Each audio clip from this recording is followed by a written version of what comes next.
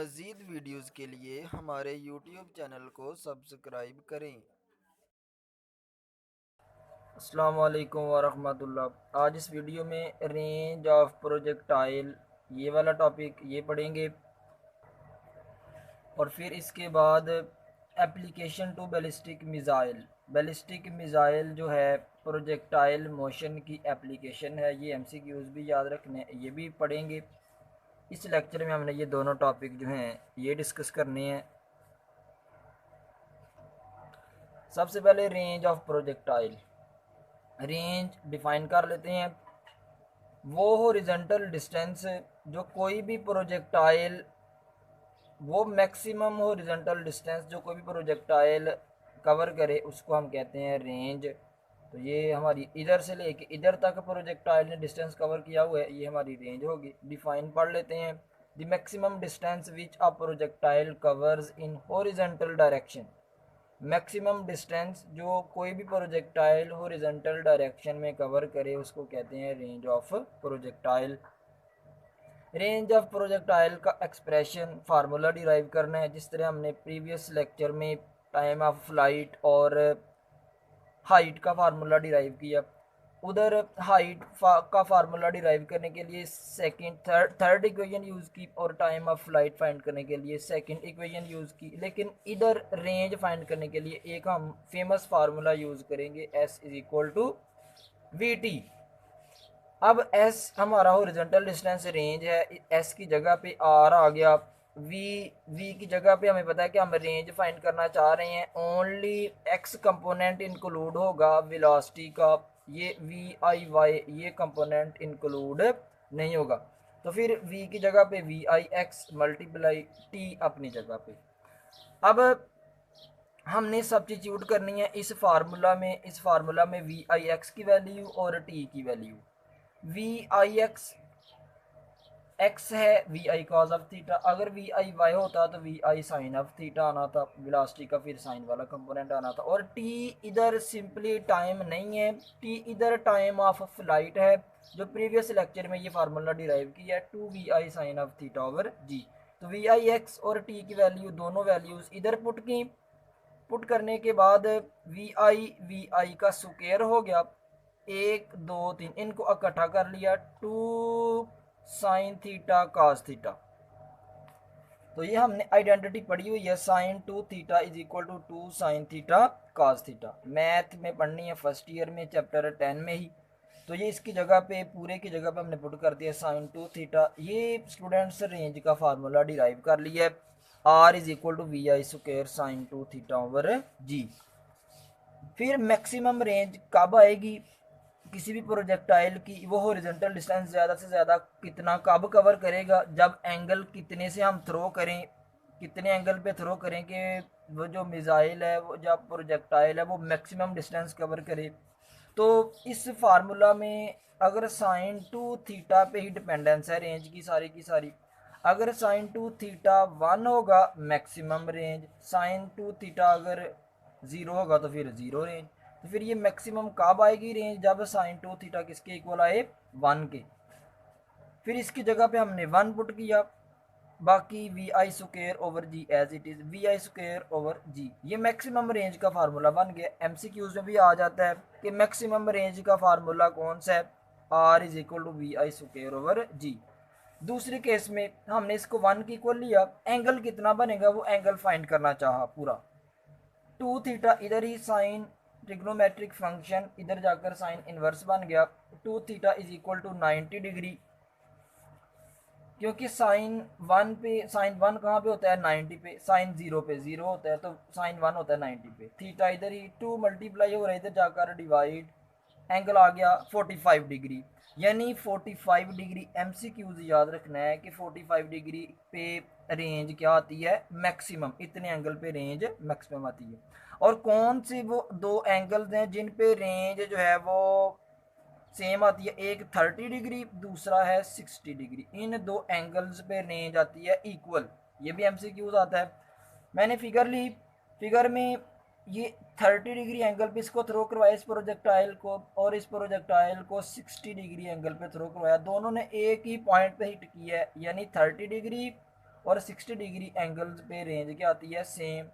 30 degree 45 से 15 कम less किए हुए हैं 30, 45 में 15 ऐड किए हुए हैं 60, तो सेम क्वांटिटी लेस की हुई है, सेम क्वांटिटी 45 में ऐड की हुई है, इतने एंगल्स पे रेंज ऑलवेज क्या आएगी सेम। और मैक्सिमम रेंज कितने एंगल पे आती है 45 डिग्री एंगल पे। देखो सबसे ज़्यादा मैक्सिमम रेंज कितने एंगल पे आती है 45 डिग्री पे। ये था रेंज का टॉपिक। अब इसके बाद बैलिस्टिक मिसाइल। सबसे पहले इधर से लेके इधर तक बैलिस्टिक फ्लाइट की डिफाइन है, शॉर्ट क्वेश्चन पढ़ लेते हैं। अब ballistic flight is that in which a projectile is given an initial push and then allowed to move freely due to inertia and under the action of gravity. क्या है define, यानी ballistic flight जो है इसमें हम क्या करते हैं, हम प्रोजेक्टाइल को इनिशियल पुश करते हैं, पुश करने के बाद उस वो फ्रीली मूव कर रहा होता है दो चीज़ों की वजह से, इनर्शिया की वजह से और एक्शन ऑफ ग्रेविटी की वजह से। ये बैलिस्टिक फ्लाइट की डिफाइन थी। अब डिफाइन आएगी बैलिस्टिक मिसाइल क्या होता है, an unpowered and unguided missile, यानी कि अनपावर्ड बेकाबू और अनगाइडेड जिसको गाइड नहीं किया हुआ, हम जब थ्रो करवा देते हैं फिर उसको हम रिमोट कंट्रोल थोड़ी है कि हम उसको कंट्रोल कर सके, तो इस तरह के मिसाइल को कहते हैं बैलिस्टिक मिसाइल, जो बेकाबू हो जाए थ्रो करने के बाद। An unpowered and unguided missile is called ballistic missile, define थी। अब बैलिस्टिक मिसाइल के पाथ को बैलिस्टिक ट्राजेक्टरी कहते हैं, ये डिफाइन है। प्रोजेक्टाइल के पाथ को ट्राजेक्टरी सिंपली और बैलिस्टिक मिसाइल के पाथ को बैलिस्टिक ट्राजेक्टरी। तीन शॉर्ट क्वेश्चन थे। अब इस पैराग्राफ में अपनी एक्सप्लेनेशन की हेडिंग दे लेनी है, कंप्लीट पढ़ते जाना है।